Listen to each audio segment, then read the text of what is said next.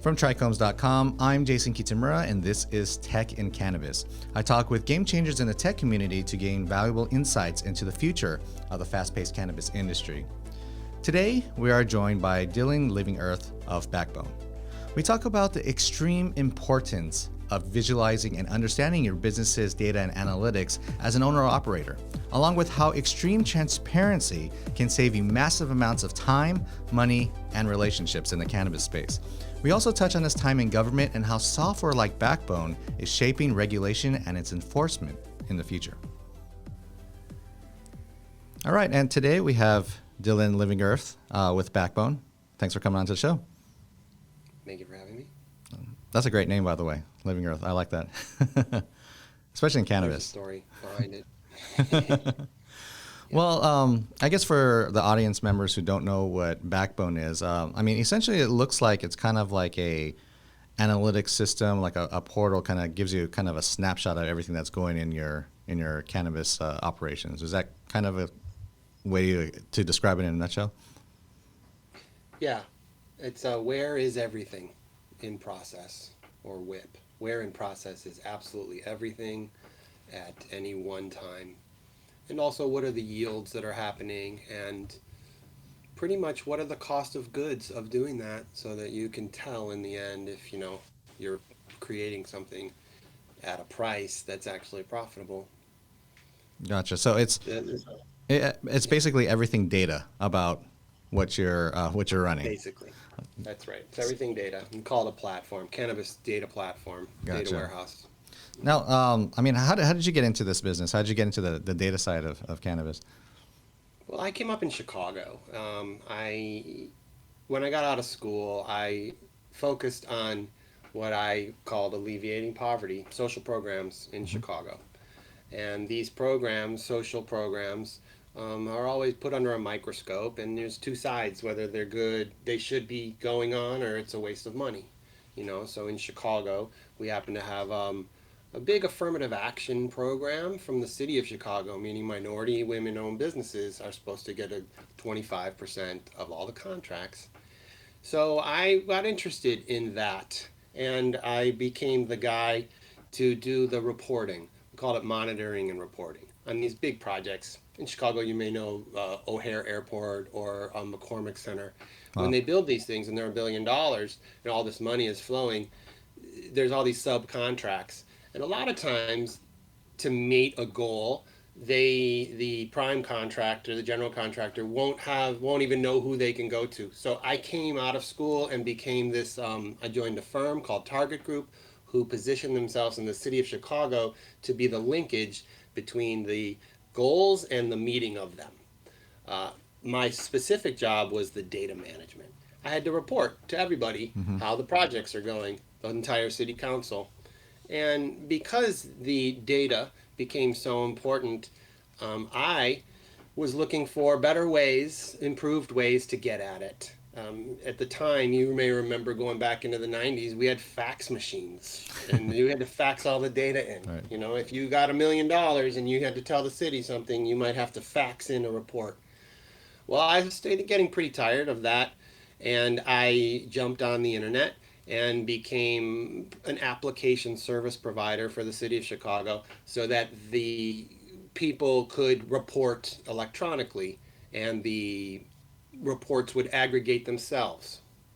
So I became kind of famous in Chicago for what they were calling impact tracking, the impact of the programs.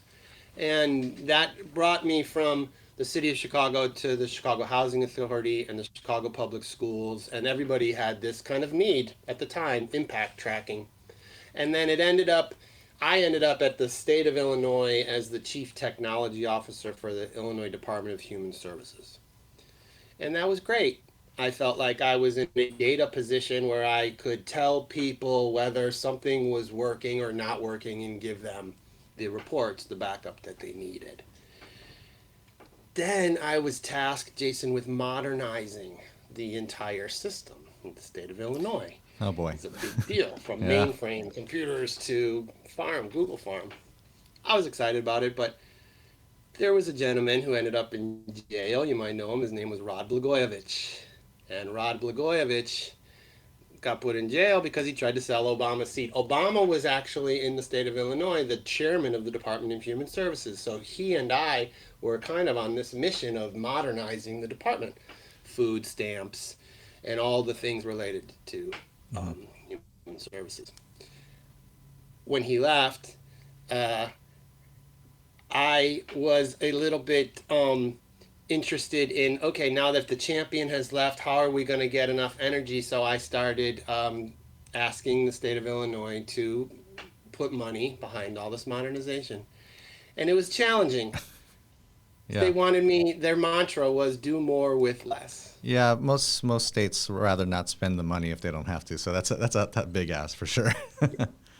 You know, quintessential normal state government dilemma. Exactly. Yeah. At that exact time, though, I got a phone call from Mendocino, California, my friends, and they said, "Hey, are you done with government? Do you want to join the growing cannabis industry? It's legal now." And I said, "Oh, it's legal now? That's interesting. What do you mean?" Because I'm from government. So I started 15 years ago looking at our original laws here in California, and they were voter based, if you remember. The voters made it legal. That meant the government didn't really have regulations around it, and so it was fuzzy. So what that meant was everyone was supposed to get a prescription for cannabis. And they called them pot docs because you could go to these doctors and say, "Oh, I have headaches. I need a prescription." So every Right. human being who that was a smoker had to get a prescription. Now, to grow the pot, you would give your prescription to a care provider. That would have been me. So I could take your prescription and my mother's prescription and a bunch of other prescriptions and stack them up and grow that much pot. It wasn't really clear if that was legal or not because every county had their own rules. In Mendocino, they didn't want you to have over 25 plants. So that meant I could grow for 4 people because there's six plants each. So what happened, Jason, is when I arrived, the sheriff of Mendocino, about 15 years ago, it might have been 13, he put an ad in the newspaper and he said, you want your grow to be protected? Come surrender yourself to the sheriff's office and buy zip ties that go on your plant and you will be in compliance. I was like, oh, compliance. It rang my bell, so to speak. I came from government. Everything's compliance really in government. So I got interested in that and I went into this. I went to my grower friends and I said, hey, the sheriff said if we do this, we'll be protected. They said, you're crazy. You don't know that's a trap. So right off the bat, Jason, I realized that there's a trauma. It's a post-traumatic stress disorder from the original grow community in California. They're scared. Yeah. They've all gone to jail or they've been threatened with jail. Right. So then this new wave, I was the new wave, came in and said, we're going to do this legally. We're going to have to go all in and surrender. And my people said, that's a bad idea. We're going to lose everything. And I said, well, you're going to lose me if we don't, because there's no way me and my daughter and family are going to go on this space if we could go to jail. Right. So they said, all right, we'll do it your way. And I went to the sheriff's office and I brought them $100 each for, I think it was 24 and gave them $2,400, put them on the plants. October camp comes 4 months later and we're harvesting and there's about 20 people trimming. And I look up and the police have 12 cars coming down the driveway with a paddy wagon and the whole, and I got really scared. I don't know, really scared. I got like, what's going on? I got irritated and scared for my daughter. Yeah. So I did have to tell my daughter, like growers have to do, you're going to have to hide because I don't know if this is legal or not. It's fuzzy. So they came down and nowadays it's very clear children do not go into operation. Right. But at the time, it's a farm. When you own a farm, a child can be on the farm. It's still a little fuzzy. It's not really an operation. It's a grow. Sure. Point is, they came to me and they said, you're all going to jail today. I'm really sorry. And I said, whoa, that doesn't make sense. I have here the scripts. And they said, no, we don't really care about the scripts. And I said, I have here the zip ties. And they said, oh, from us? I said, yes. They said, well, there's not that many people that bought them. We don't really believe you. So I said, come on down to the garden. We went down to the garden. And the zip ties were on the plants, and they turned to me, and they said, this is perfect. And they left. Oh. And I realized that I was the first compliance officer in the state of California, and that if we do things the way the government has asked us to do it, and that everybody benefits, we can all do this together, protected and legal. And the this for me is kind of a life mission. The this of growing cannabis or working for cannabis is very important to me because I personally believe, from my experiences, that it's an extremely medicinal plant. Even used in a recreational way, it's somehow medicinal because the recreation that's happening to me and some other people is it's kind of calming the situation sometimes into a manageable situation. So I'm a big advocate of the plant, not only for pain relief, but also for mental relief. You know, some people will counter that and say it causes paranoia. And a lot of times the paranoia is that you're afraid that someone's going to catch you because you think it's illegal. You It know? is, yeah. Or did I leave the water on? Well, that's the kind of paranoia that actually can be helpful, you know, because it kind of reminds us to recheck everything. So I don't want to take all the time and just keep talking. That's my backstory on how I believe I'm the first compliance officer in the state of California. And then I went from there into a lot of places. I'd love to tell you about them if you're interested. Yeah, I mean, absolutely. I mean, I guess what led you into, I mean, that's, you know, compliance is a big part, obviously, of the operations. And, you know, the software that you guys use or the portal that you guys are using, compliance is a big part of that as well. I'm also kind of interested to learn a little bit about, you know, just because I've personally been in this space of kind of like analytics and you know, employee efficiency, and that's a big part of that. I know a big part of it, of course, the draw for these businesses is that the bottom line. You know, they're going to get more for their buck. They're going to get better profits. But I'm wondering, are there companies out there that are using this as a diagnostic as well? You know, if something goes wrong in the process, they can't pinpoint where the problem is. Do they kind of come to you guys and say, hey, can you set us up so we can actually pinpoint where this is going wrong? Is that kind of how you guys are using it as well?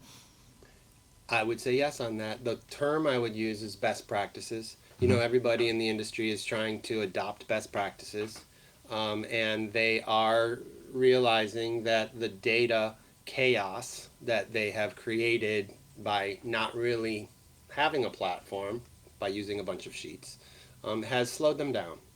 Slowed them down, which makes their products cost more money because of the labor. There's a lot of chaos in data if you don't have a system. And that actually is indicative of our world in cannabis. There was a lot of chaos around what happened to the pot after I handed it off to the next guy, right? The farmer, if you're a farmer and you hand it to me and I'm an oil producer, right? I'm producing concentrate, and me and you have made an arrangement that says, well, I'm going to split it with you. Whatever I produce, I'm going to keep half for myself and half for you. All right. Well, you can't sell it, first of all. You're a cultivator. You don't sell oil. So now you need me to sell it. So not only do you need to know where is it in process of creation, where is it in process of sale? Right. So that I could know if I'm going to get any money, the farmer. Right. So that lack of understanding or this lack of transparency, we watched in Humboldt County destroy relationships. Wow. Yeah. When I say that, farmers who are used to growing, let's just say 2,000 pounds, and they know how much 2,000 pounds would get them, and now the trendy thing is to make it oil, and they give the 2,000 pounds away. Well, then what happened is they now are not getting paid until that 2,000 pounds is sold. Right. And they're going to call you all day long, where's my pot? Where in process? That lack of transparency led me to really push for some system that was full transparency. I use the term radical transparency because it was from 0 to 100%.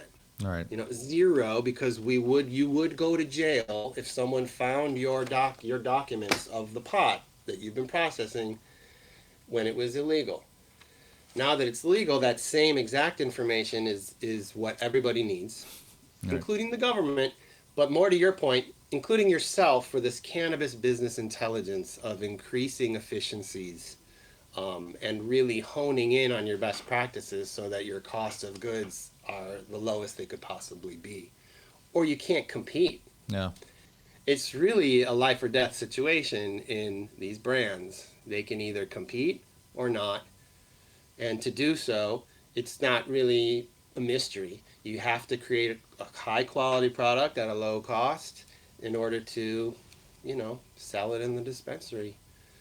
So here in Humboldt, Backbone has filled that void, so to speak, of where, if the pot is from the farmer, comes in as raw material, and then it's created into, we'll call it raw oil or Mhm. live resin.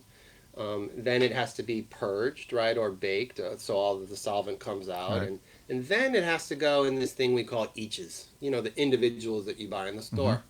So that entire supply chain has to be managed. It wasn't managed well in cannabis. There wasn't a system.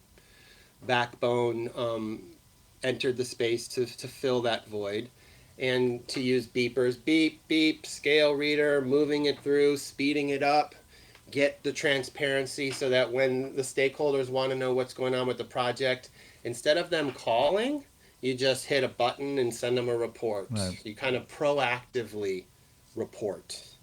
That's why I brought up my background in the city of Chicago, Yeah. because proactively reporting seems to create synergy, or lack of conflict, that you can operate well within. Yeah, I can imagine just, kind of like what you're talking about before, the PTSD of some of the guys in the industry. They don't hear back after they gave a bunch of product for free away, then they get a little anxious for sure. Yeah. So, Yeah, anxious to the point of my phone used to ring and they said, "Look, I'm sorry, but if you don't tell me where my pot is, I'm going to come kill you." yeah, pretty much. Literally. And I Yeah. said, "Whoa, whoa, you got the wrong guy. I'm just a messenger here." And they're like, "Well, okay, it may not be you, but we literally gave our pot to this guy." And it's like that, Jason. So thank you for saying that, Yeah. but also understanding that it really is life or death for these guys, because you know how you live. Some people live paycheck to paycheck, including myself. They live crop to crop, All right. So it's a and big if deal. one crop Yeah, fails, the whole thing's gone. for sure. So if one crop in this case doesn't fail but gets lost into some quagmire of lack of professionalism and compliance, it could really be a death sentence for a farmer, you know. Wow. And for a brand, a manufacturer brand, what could be a death sentence is not being able to report to all your stakeholders, because they're all going to talk to each other and they're really all looking for the partners that can, keep them enlightened, as to what's happening with their product. Gotcha. So yeah, I mean, this is just like, I guess, a quick, easy way to kind of just see a visual of all the processes. But when I was looking at kind of your guys' system a little bit, you guys go, like you said, you go really in depth with these analytics. It's not just the high level. You go really in depth to the point where I'm seeing yields and numbers and things from the machinery and things like that.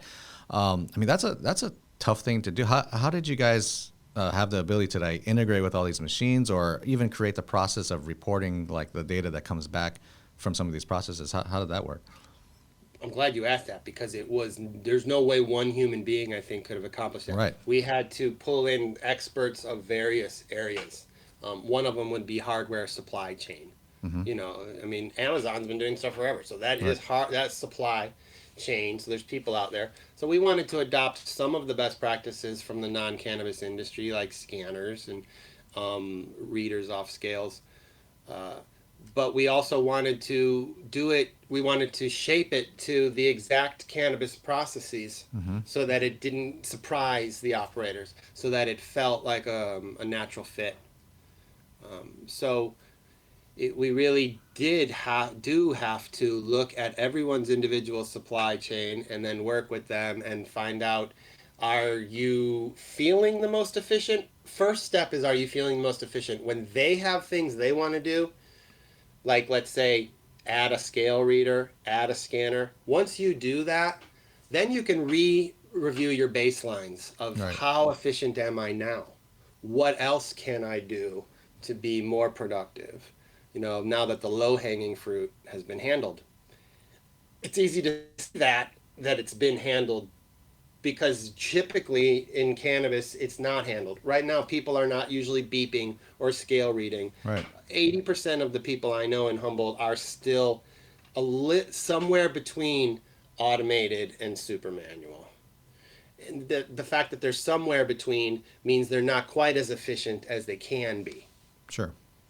So Backbone, we partner with them and we tailor the platform, but then we stay with the client and revisit constantly to see if we can level up Yeah, together. and that's what I was kind of wondering. Like, it's not by any means like a cookie cutter software that people could just jump on. It seems more like a partnership where you're really tailoring the experience with that individual client and going kind of back and forth and finding the best way for them to use it, more or I less. think so. That's why we call the department that I'm in professional services.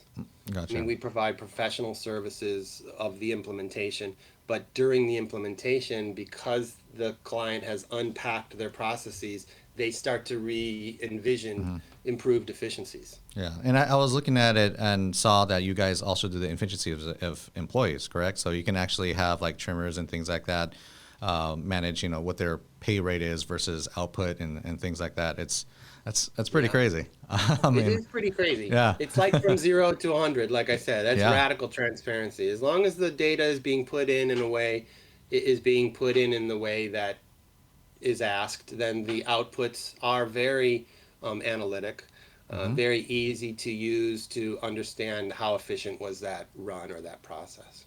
yeah. But I mean, you can easily pinpoint where there's problems, and you could fix them a lot easier. If you're doing pen and paper, I don't know how long it would take you to figure out what would be wrong. I agree. And you'd have mistakes. I guess in your experience just working with people, what would you say like the biggest problem that you see everybody discovering once they kind of go into your system? There's got to be some sort of trend. Yeah. Okay. That's a very good question. I'd say the biggest problem we have is that there will be one or two people really excited about the future of technology and cannabis. And then they'll have to then bring along the whole floor of operators. Let's just say there was 40 people on the floor doing stuff. Yeah. Well, there's one or two guys working with me, point of contact, to kind of champion the program. And these one or two guys, usually the chief operations officer or the floor manager, will get expert at it. The challenge is moving beyond that to the individual stations. Because this now guy or woman or this person will have all this data, and then even though they're a high level manager, they might start typing in data, aggregating data. That's immediately a poor use of that person's time. Right. And even if it's not them, they're telling someone to do it, and there's all this, hey, I got all these stuff and individual slips, can you put them together? So my biggest challenge is to go to the station level.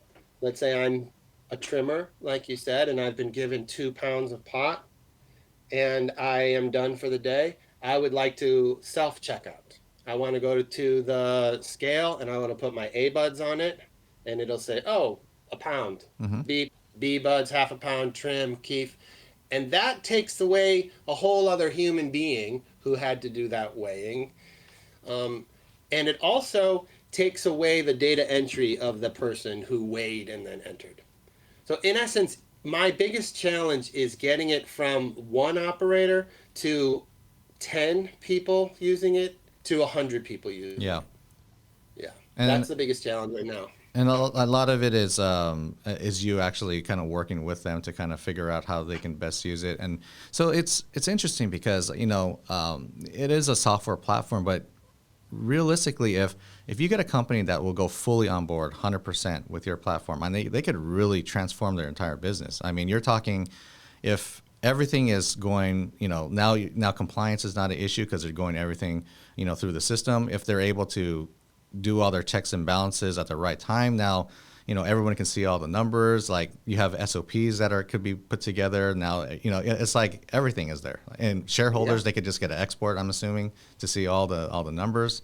So it's really a whole business transformation rather than just, a software that somebody's using, I would think. That's how we feel. We use terms like single source of truth. It's a single source of truth. Yeah. It's also has guardrails, like you say, to SOPs to put in to make sure Hmm. that people do what the management has said is the best practice. So yeah, everything you said, yes. And the terms we like to use is single source of truth, because a central location for all the information is really the goal. All right. You know, whether a regulator wants to come in and pretend that they're mad and look, or and then they get happy. When I say that, sometimes the regulators will come in and they'll want to see the logs. I want to see everything that's run through this machine. I want to see when you cleaned it. I want to see you calibrated it. And people will have run all over the place in the past getting binders. Now you just open up the system and you run those reports. Gotcha.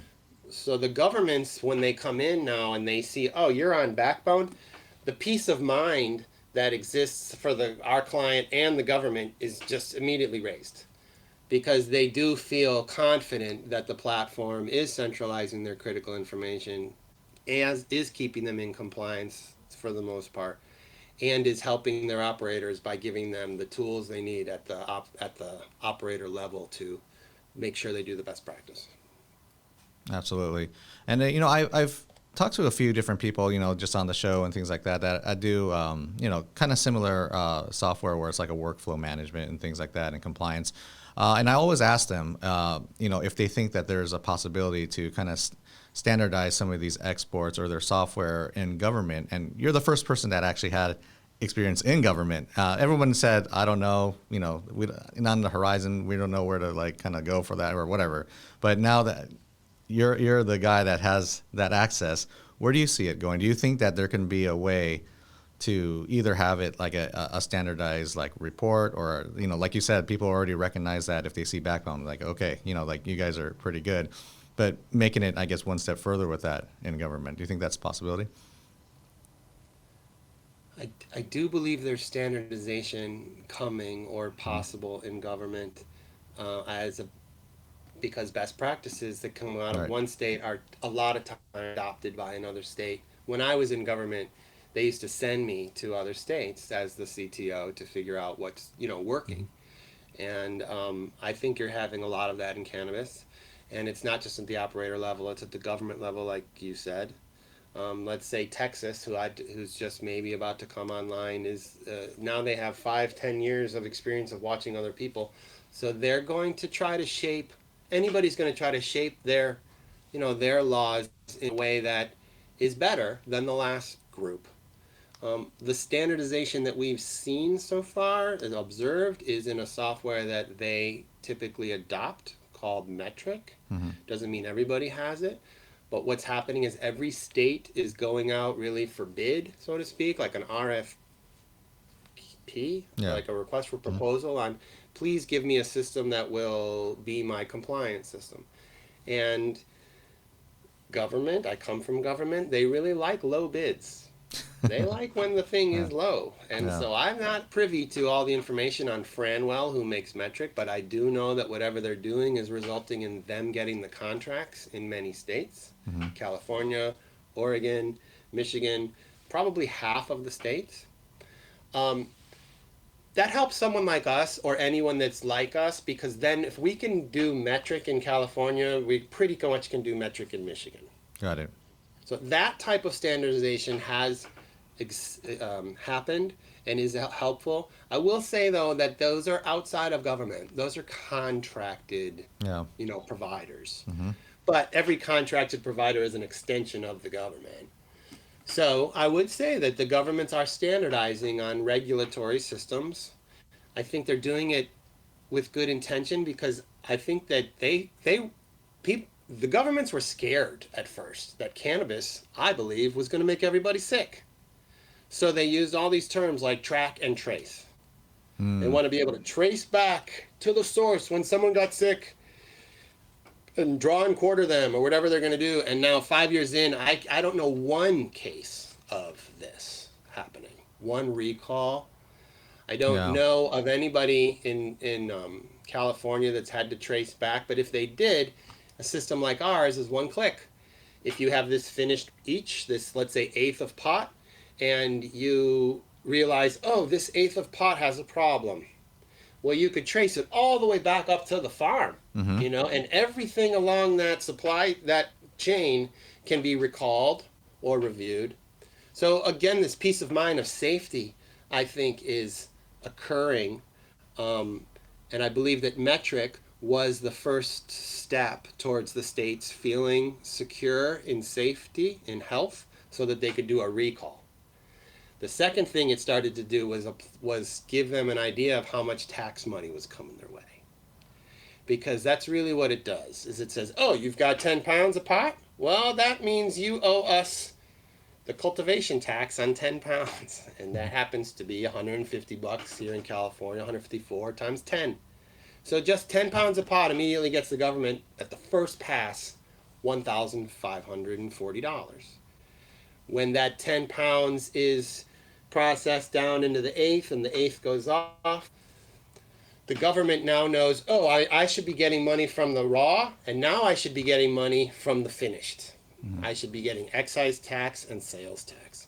So it gives the government, this standardization of metric gives the government a little bit of an idea to project out the revenues that they're going to get.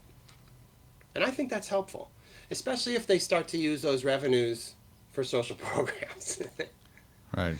You know, like here in California, when they went after tobacco, they ended up getting a bunch of money, and they put a program together for toddlers called First Five.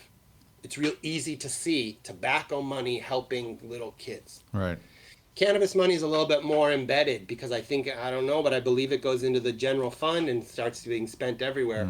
But we in the cannabis industry, I think, are kind of interested in being reported to by the government on where the money was used. You know, I think Colorado did a really good job of accepting monies and talking about how helpful it was. And it really kind of spurred the other governments to get on board because they all need money. Yeah, makes sense. Yeah. No, yeah, I mean, another question for you. I mean, this is more of a speculation question, I guess. But, you know, when everything is kind of federally legalized, I mean, the anticipation is like there's going to be a lot of big players that are going to jump into the game, start acquiring up, you know, farms and acquiring up, you know, different, you know, processes and things like that. Do you think being on a software like yours is going to make that process so much easier and be more like it seem like it's a safer bet for some of the big money to come in? So essentially, would it be a smart, you know, if somebody's business, the goal is hopefully for acquisition in the future, do you think that it can benefit them by being on Backbone, basically? Well, that's an interesting question. It definitely makes someone look more attractive when they have a system and the system is clear. But for me, it also makes them more competitive. So hopefully they would benefit from the efficiencies of the system in such that they will stay in the game and stay a small business. But like you said, you know, everybody is a business person to some degree, and if someone offered to buy a company out, a Backbone system makes them very attractive because the data, they don't need to fix it. Right, exactly. You're not coming in to fix a brand, you're coming in to buy a brand that's already thriving. We've seen this a few times. We've seen the clients want to use Backbone to look really put together, to shop themselves. And then we've seen the people that have no stated interest and just want to really be more efficient. Yeah. So it's kind of accomplishing both of those things. All right. So I mean, currently, right now, how far do you guys service? I know California. Where's kind of your service area? We're all the way into Jamaica. Wow. We try to be in every state, even the states that don't have legal. Some people are interested. So we have clients in, I think, 20 states. I don't know that that's the exact number, but I believe it's something like that. I personally operate in Northern California because I live in Humboldt. So I'm mostly in Northern California, but I've been on the phone with clients in Jamaica, in Israel, in Barbados. Wow. Yeah. And they're all, the faraway clients are a lot of times interested in tracking yields of things and making sure that they can get more investment, like you're saying. So they do want to show success with the system. So I believe that makes us international. Yeah, absolutely. You know, we're national for sure. We're international. We are small though, meaning we don't have a million clients. We have enough clients that we could manage because it's very important to us to manage them to fruition, Right. and stay in partnership with them.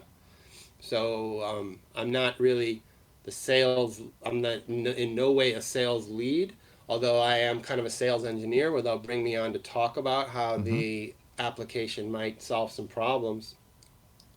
Um, and we're doing it in every state. I get calls all day long from every state. It's pretty exciting because outside of California, there are more players that seem to be less experienced in cannabis, like you're saying. New players coming in from other industries. So they like to lean on Backbone as a source of best practice from the other states, kind of like the aggregate of all of our experience, you know, being put to use for them since they're relatively new to the game. Absolutely. So I guess what's in the horizon for Backbone? I guess what's the next step for you guys? For us, it's about integrating with other things that are great.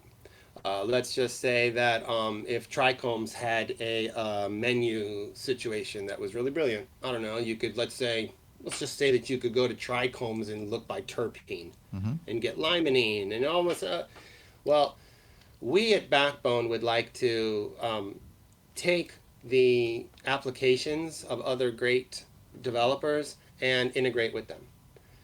That's why we call Backbone a platform. So the first and the easiest one is a QuickBooks Online integration. Mm-hmm. So what that means is as you're doing stuff in Backbone, pot comes in, a bill is made in QuickBooks, and your accounts payable has gone up, and then you're doing stuff, and now your inventory asset lines are changing. So you're seeing where my inventory assets are, and then at the end, you sell it out. An invoice is created, so your accounts receivable goes up, and now your profit and loss is integrated with your supply chain or MP system. Got it. So that type of integration is really exciting for me because I believe it saves time Yeah. and avoids mistakes. So I do like that. I like the integrations with what's coming in GMP, good manufacturing practices, which is pretty much. I like to use the Buddha when I talk about this GMP, like the Four Noble Truths, because it's kind of like there's a problem, there's a solution. Did we implement it? If we did, it'll be solved. GMP is kind of like identify your problems and what's the corrective action plan. Like to integrate that. We have a couple companies. I don't need to name them because there's a few that we want to integrate there. And then we want to integrate with cultivation software. See, Backbone is really a manufacturing software. Cultivation, as far as growing, is in a way manufacturing, so we can handle it. But some softwares out there have gotten very good at the stuff that we don't necessarily care about. Did you water? Did you feed? Did you trim? All these things. It'd be nice to drop that onto your actual platform and know the full picture of your entire operation. That's pretty much where we're headed. Is integrating with other proven softwares. Okay. So I mean, for all the owner operators that are listening out there, what's the best way to get started or get a glimpse of Backbone? Best way is to go to the website backboneiq.com. But the real best way is to map out your process on paper first Mm-hmm. or a flow chart. Draw out on a whiteboard, and I'm speaking to everybody, and it's certainly not something that I've invented, but we do have specific processes now, it turns out. Like intake, prep, extraction, post extraction, packing. Those specific processes, when laid out and focused on each individual one as opposed to the whole, you can really unpack each one Right. and start to improve each one. Mm-hmm. So if anybody is out there listening about what does software guy think would be a good idea, it's a really good idea to unpack and lay out your flow diagram, your supply chain. Mm-hmm. Not only if you're going to ask a software guy to match it, but also so that you can talk about it with all the other experts and see, if anyone's got any better ideas on that. So I invite everybody to take a moment from the craziness in cannabis and, map out, draw out in a very keep it super simple way. How's your flow diagram working, and do you want to improve it, or do you want to outsource any of it? I think that modeling is a good idea, is my point. Absolutely. Yeah, probably not enough people do that, but that's a great advice.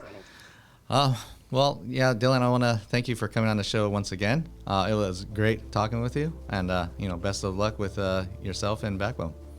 Thank you. I really appreciate it, and I appreciate everybody who's working in the industry, because I do believe we work for this plant. She has been remarkable as far as scaling, and so all we need to do is scale as fast as she is, and I think everyone can benefit. Thank you for having me. Absolutely. Thanks again. Once again, I want to thank Dylan Livingearth with Backbone for coming onto the show, and for all your cannabis news and for other podcasts like this one, visit us at www.trichomes.com. If you want to reach out to the show, email us at techandcannabis@trichomes.com. I'm Jason Kitamura, and thanks for joining us.